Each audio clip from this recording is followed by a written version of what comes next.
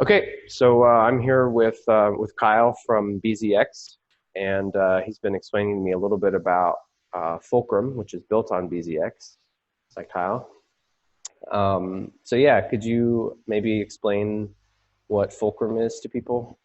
I understand that it's similar to some of the lending and borrowing platforms that are out there today. Is that right? Yeah. So I would say our closest cousins are DYDX and Nuo, Okay. especially DYDX. So unlike say Dharma or Compound, and to some extent Nuo and DYDX, our platform completely focuses on, or Fulcrum completely focuses on just margin trading. Okay.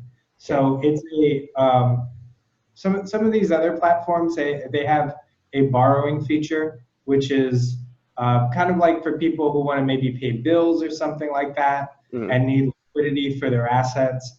Maybe an ICO engaged in treasury management, kind Sure. of looking at those kind of customers. So they're like, hey, I have, this ERC20 and I want to get DAI. I want to borrow DAI against it, or I want to borrow ETH against it. So that's like what Compound really specializes in. MakerDAO kind of does something similar. Hey, I have ETH. I want to get some DAI against that.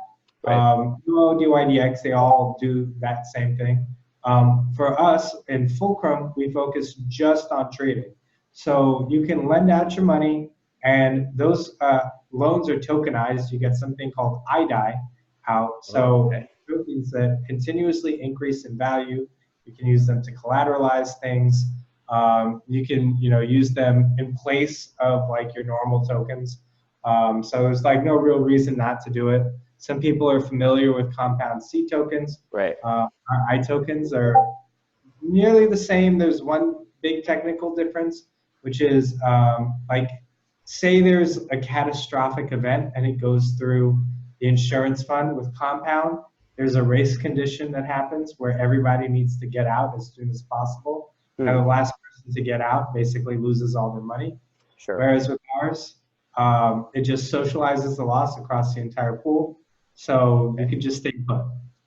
There's no need to monitor it. There's no need to rush out of it or Okay. Let anything. let me. I wanna break that down a little bit. So maybe just so I'll share that I went on Fulcrum before this call, and I saw that your DAI lending rates are paying just over 10% right now to put DAI on Fulcrum. So let's say that I went on there and I put in 100 DAI. What would that process look like with regard to the I tokens? How would that happen?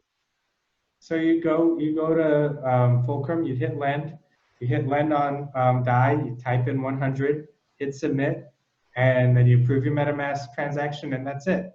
Okay. The iDAI will be in your wallet, and you can do whatever you want with it. Okay. So the iDAI will come to me, and what's the like I know with CDAI, I think it's like 50. It started out at 50 to 1, 50 CDAI to 1 DAI ratio. You know what I'm talking about? Yeah, I started at a 1-to-1 ratio. You do. Okay. So what is iDAI trading at right now? Or how sorry, how much is it worth compared to a DAI when you do it right now? I haven't looked at the exchange rate. Um, it's higher. Right. Okay. So that's so meaning that I'm having trouble like remembering which way direction it should go. It should be to where the price of iDAI would be going up. So it might be like 1.05 iDAI per DAI. Is that how that would Yeah, look? Okay. exactly. That would mean you gain like 5% interest. Gotcha. Okay. And so as time goes on, that number will continue to increase, and eventually it'll be two, and eventually it'll be three. Exactly. It always goes up except in some crazy circumstance, Okay. like some black swan event. So you have this iDAI, and is that iDAI right now? Is that available on other dexes like Uniswap? So not yet. Nobody's deployed a Uniswap reserve for it yet. Okay. We hope to see that soon. We are deploying a Kyber reserve for it, probably in the next few days or so, so that other projects can take advantage of it, like Melon Port. Okay. And then you talked a little bit about something about like an emergency case that might happen with Compound, and that you handle something different. Can you tell me what would happen that would cause people to run to cash out their CDI or their IDI? Yeah, sure. So, there's a liquidation, right? A liquidation process. So if somebody puts up collateral and the collateral becomes insufficient to pay back that loan, then that money needs to come from somewhere, right? So in the case of Compound, the money doesn't come from anywhere, and the lending pool doesn't have enough money for everyone. So if everyone tried to come out of the lending pool, the last person or the last few people who tried to pull out wouldn't be able to pull out. Now they have something called sponsor equity, which is basically an insurance fund. Okay. So at first the insurance fund will cover it, but if the losses are severe enough, it'll go through the insurance fund, and that's when you get to the case where there's a race condition and everybody has to try to get in first to be the last, to not be holding the hot potato. Okay.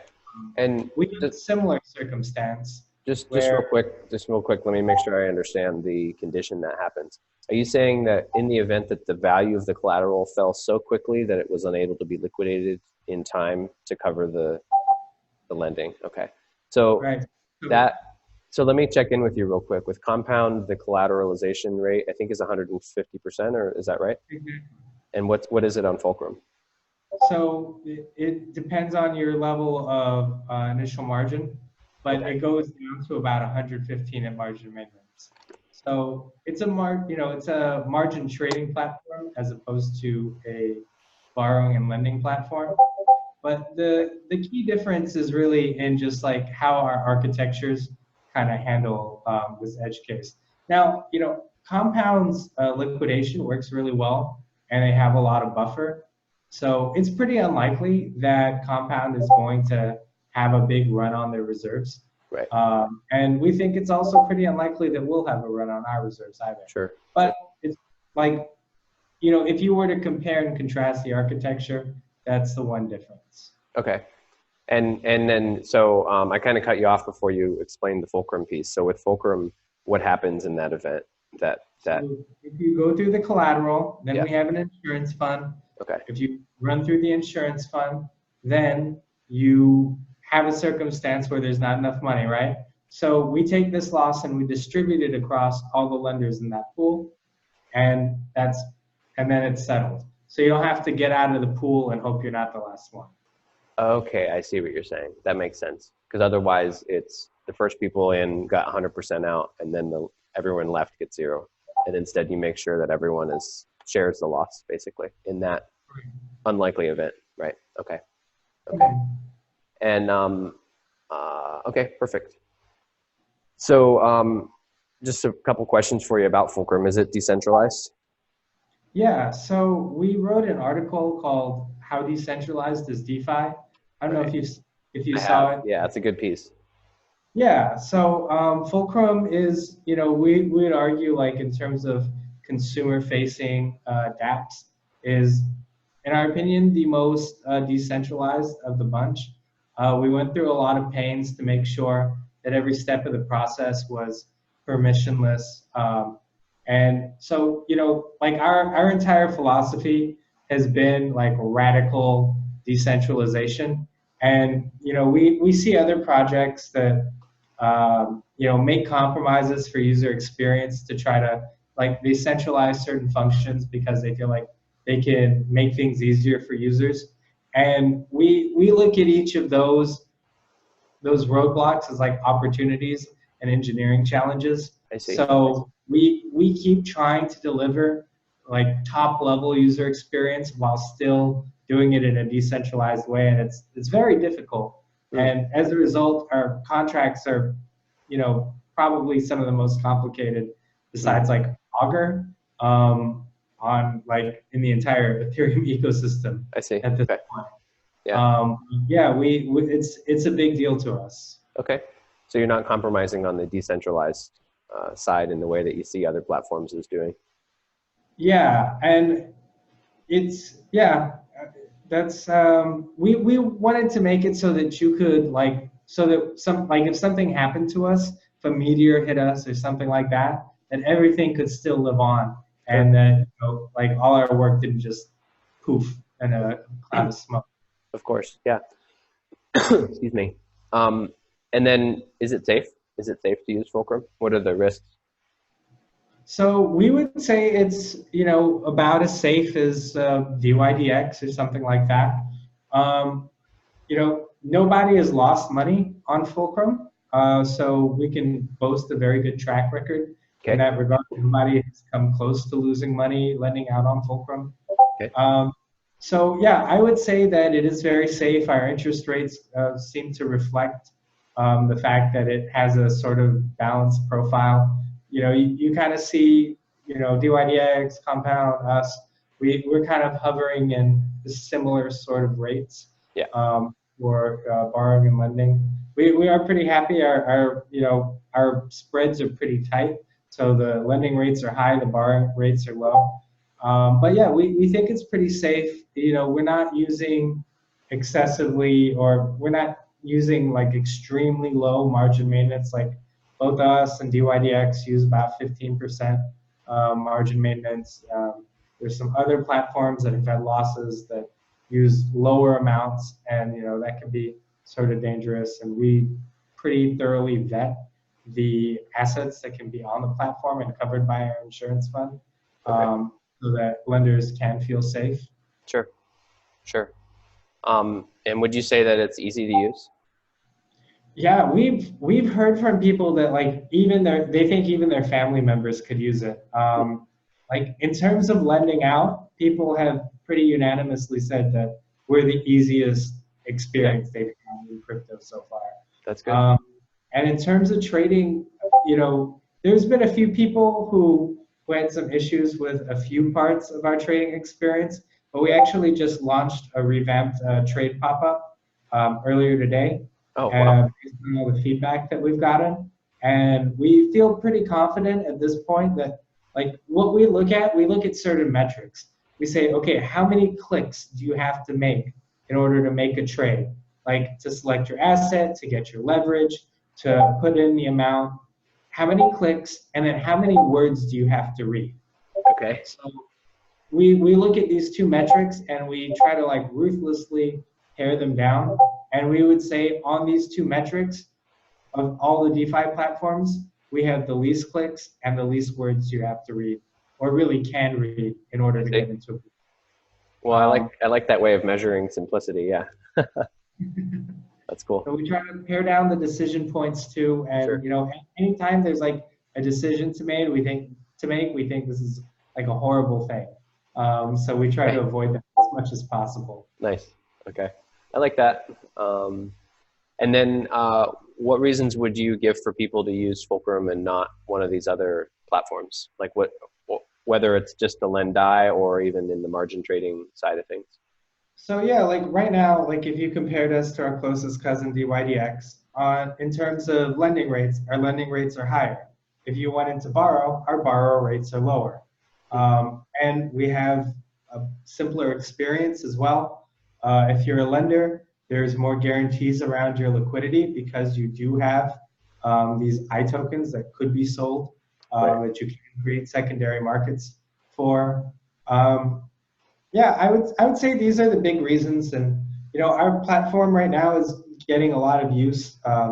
Like for example, bToken just integrated us, so like asset managers on their platform are using it. We're getting integrated with a lot of the other asset management platforms. Rego Block is moving forward with integration. Melonport's going to be doing that once we launch those Kyber reserves. Okay. Next is going to be listing those tokens. So there's a lot of like great uses in terms of composability that we offer, like not just on Fulcrum, but Fulcrum can kind of spread out into your crypto life in other ways. I see. Yeah. And so I was looking at loanscan.io real quick. I just wanted to compare the rates. Fulcrum, I'm seeing you can earn 10.55%. Yeah, it is a little bit better than DYDX earning and borrowing. Yep. Cool. Great. So before we got into this recorded conversation, we talked a little bit about bZx, which is the protocol that Fulcrum is built on top of. Is that the right language use there? Yeah, exactly. It's our base protocol. It has almost all of the logic behind it. Fulcrum is really just represents like a front end and some contracts that handle tokenization.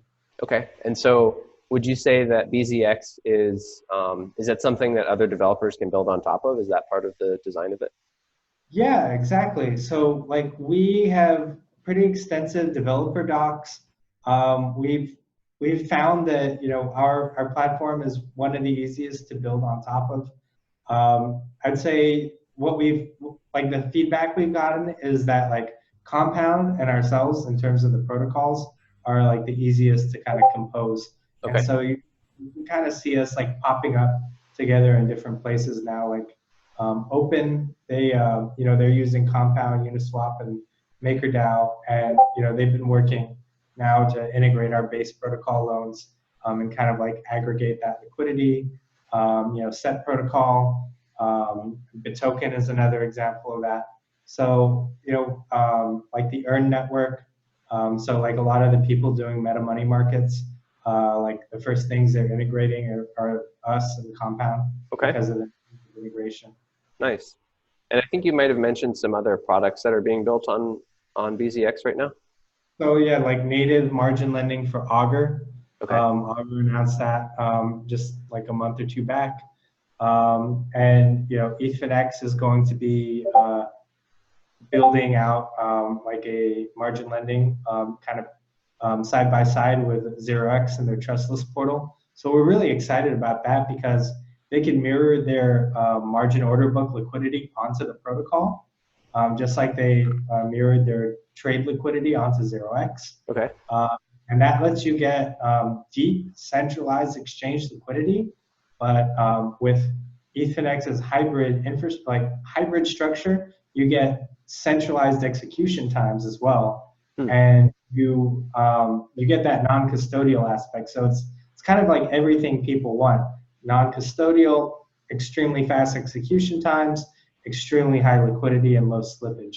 So that we think this is going to be, probably, it's going to be a big deal because it hits a lot of pain points that people have I see. around current blockchain platforms. Nice.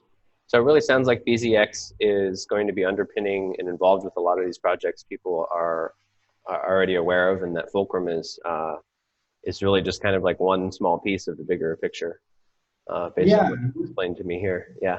exactly. We're hoping to launch another product actually, um, maybe near the beginning of next month, but definitely next month at the very latest, called Torque. That's going Okay. to be kind of like a hybrid between Compound and Dharma, if like in a sense. So like right now, like Compound lets you get indefinite term loans. Right. Dharma lets you get fixed interest loans at a Sure. given rate. Right. Torque is going to let you get indefinite term loans at fixed interest rates. But the lenders are going to be able to have that. Like, it's still going to be the Fulcrum lenders, so they're still going to have the ability to get out of to pull out their liquidity. They're still going to have the ability to sell their I tokens on the secondary market. And we're doing a thing with Oh, ENS fees, so you can just send your money to an ENS address. So like how Dharma works with any wallet, we're right. doing that but with human readable ENS addresses. Okay. And we also work with Web3 wallets like MetaMask, Nifty, Portis, Fortmatic, Bitsky, all of those. So like literally it's like going to be universal in terms of any way people want to onboard. And so from a borrower's perspective, I could borrow some, I could borrow an asset at a fixed rate indefinitely. So it doesn't Right. actually matter what the the stability fee of DAI is, for example. Exactly. Wow, that's interesting. But because I'm receiving iDAI, I'm able to, as the lender, I'm able to get liquidity if I need it.